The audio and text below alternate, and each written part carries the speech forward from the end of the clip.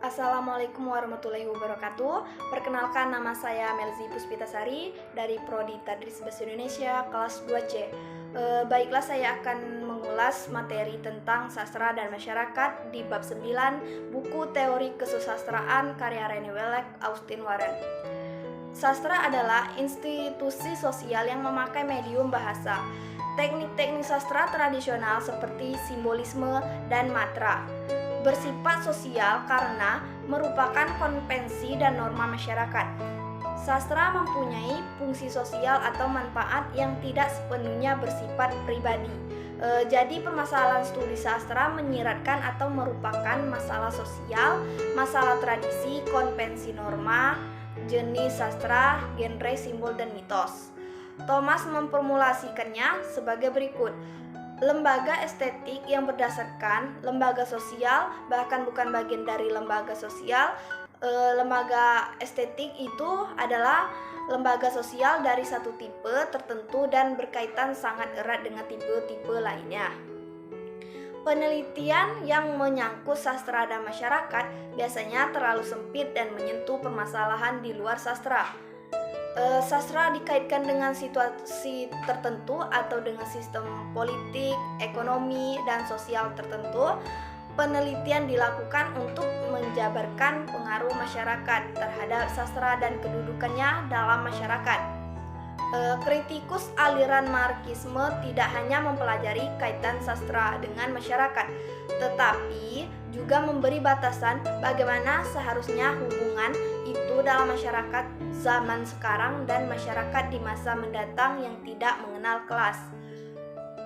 Para Marxisme melakukan kritik yang memberikan penilaian dan menghakimi didasarkan pada kriteria politik dan etika yang non-sastra.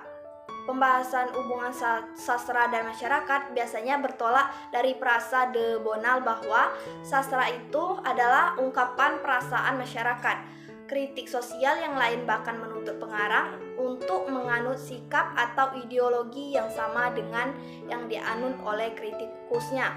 Tapi sebaiknya masalah kritik yang berbau penilaian kita tanggungkan dulu sampai kita menemukan hubungan yang nyata antara sastra dan masyarakat.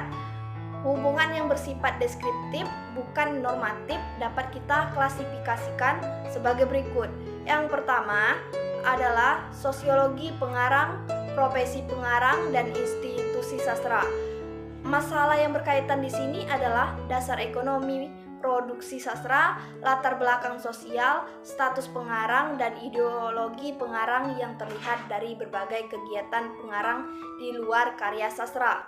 Dan yang kedua adalah isi karya sastra, tujuan serta hal-hal ini yang tersirat dalam karya sastra itu sendiri dan yang berkaitan dengan masalah sosial. Yang terakhir adalah permasalahan pembaca dan dampak sosial karya sastra. Sebelum kita sampai kepada masalah lebih lanjut yaitu integrasi budaya, kita harus menjelaskan terlebih dahulu apa yang kita maksudkan dengan ketergantungan atau hubungan sebab akibat antara sastra dan masyarakat. Karena setiap pengarang adalah warga masyarakat, ia dapat dipelajari sebagai makhluk. Biografi pengarang adalah sumber utama, tetapi studi ini juga dapat meluas lingkungan atau milieu tempat pengarang tinggal dan berasal. Kita dapat mengumpulkan informasi tentang latar belakang sosial, latar belakang keluarga, dan posisi ekonomi pengarang. Mungkin itu saja yang dapat saya sampaikan.